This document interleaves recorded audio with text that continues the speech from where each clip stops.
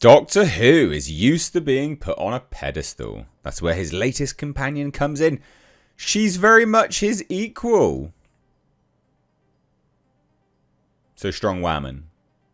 I mean, look.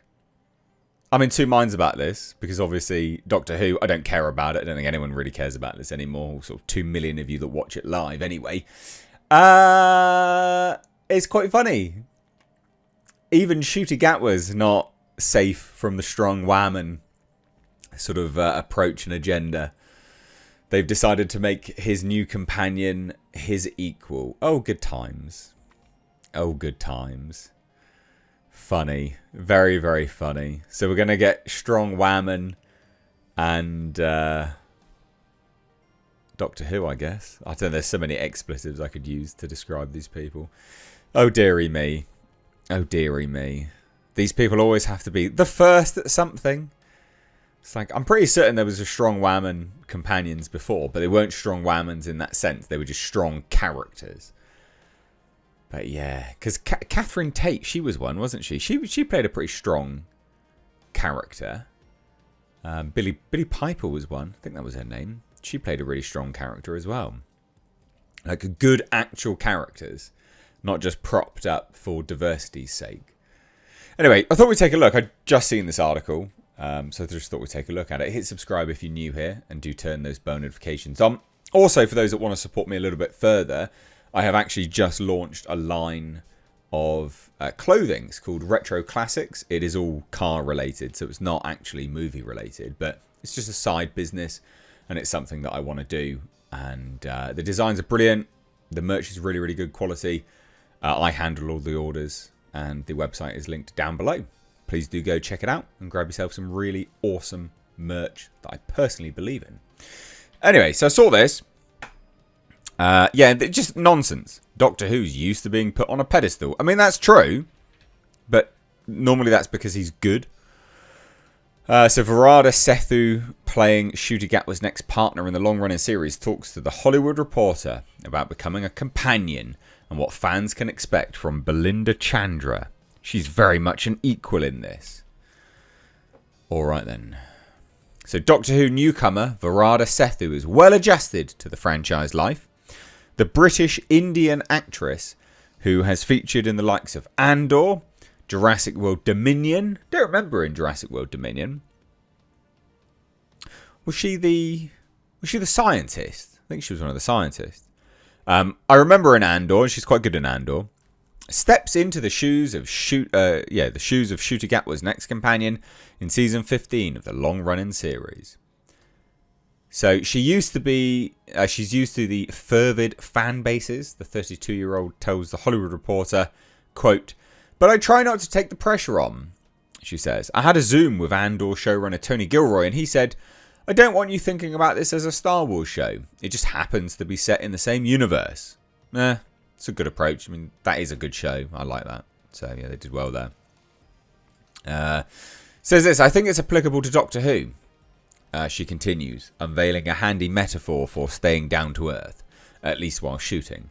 "He said actors get a bit of altitude sickness. Suddenly it becomes not play, but zaps your creative juices.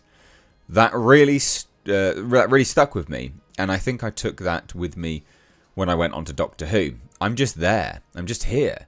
This person in this cafe talking to this character. But when we've wrapped, I look back on it and I think, oh my god, I scaled that big mountain." Okay, anyway. So returning to the BBC and Disney Plus on April 12th, Russell T Davies' next instalment, also referred to as Season 2 for Gatwa's Doctor. See what they did there. Follows the titular Time Lord and nurse Belinda Chandra as they embark on a quest to get Belinda back to Earth, with Millie Gibson also expected to appear again as Ruby Sunday. So it says this. This is all the woke whammon, strong whammon nonsense. She gets wrapped up in his world, and she doesn't want any of it. She wants to go back to her life. She's not afraid to stand up to the Doctor. She's very quick at reading him, and sees right through all the smoke and mirrors. She's not charmed by him, or she thinks he's charming, but wants to go home. What?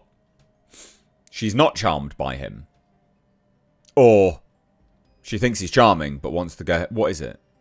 She's either charmed or she's not. You can be charmed by someone and still not want to stay there. So, idiot, but fine. And this, like, she's very quick to read him. She sees right through all the smoke and mirrors. What's that supposed to mean? What, like he's just some weird, sad, little insecure boy or something? Is that what they're going to do? Nonsense. Anyway, so the Star says this dynamic between the duo will feel refreshing for long-time Doctor Who fans. Mate, there's no one watching that's a long-time Doctor Who fan. I say no one. Obviously, there are some people. Not many, though. Lowest ratings in history. Belinda holds him accountable. She calls him out when his etiquette slips. He's going to be woman-splained too? Epic. He's this alien that's lived for so long, and a lot of it is spent experiencing loss and also living alone. And I think he's used to people putting him on a pedestal. Belinda doesn't do that. No, she's a strong woman. She sees him as a friend. She sees him as a partner in getting through this. And it's just a much more balanced and healthy relationship that they have. I mean, I've seen some Doctor Who in the past. I mean, some people had some really normal relationships with the Doctor, like in terms of just friendships. It's like, what is this nonsense? So, whatever, anyway. It didn't take long for Gatwa and Sethu to build up an off-camera rapport capable of translating on screen. He's a joy to work with, she tells THR. It's been one of my favourite jobs in my life, and I think that comes across on screen. Belinda and the Doctor develop a really deep love and friendship and trust, and they have to form a team. That's something quite different about her as a companion compared to previous ones. She's very much an equal to his. Ncuti is such a special person, and I'm so grateful to have him in my life. Coming on board as a companion was Sethu's first straight offer of her career. It helped that she appeared in a season 14 episode as Mundy Flynn in the episode Boom.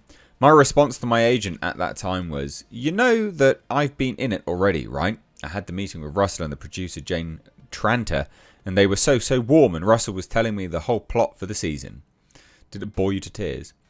Sethu was under the impression that the meeting was an audition, and it wasn't until Davies was revealing the detailed twists and turns of the season that it dawned on her, I couldn't believe it. I was completely over the moon. Davies was the perfect showrunner for Sethu, she adds. Sometimes shows can be a bit hierarchical, where the showrunner is someone that you have to go through a few people to get to, but Davies is so knowledgeable, so supportive and involved. Certainly at the beginning of filming, when I was feeling really wobbly and sometimes quite overwhelmed with being a companion, he would text me to reassure me. I've just watched the rushes.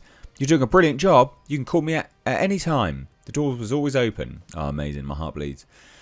So admittedly, the actress was more of a Star Wars girl at school, but kept up with the earlier seasons of Doctor Who. I'm sure she didn't, but fine. The days of Christopher Eccleston and David Tennant through her friends. It's such a joy for it to come back into my life in such a different way. Whatever. She's going to be a strong woman for Ncuti's Doctor Who. Quite comical, really, but still thought I'd do a video on it. This is going to be shit, obviously. So, yeah, there you go. What happened to all those plot points from the last season?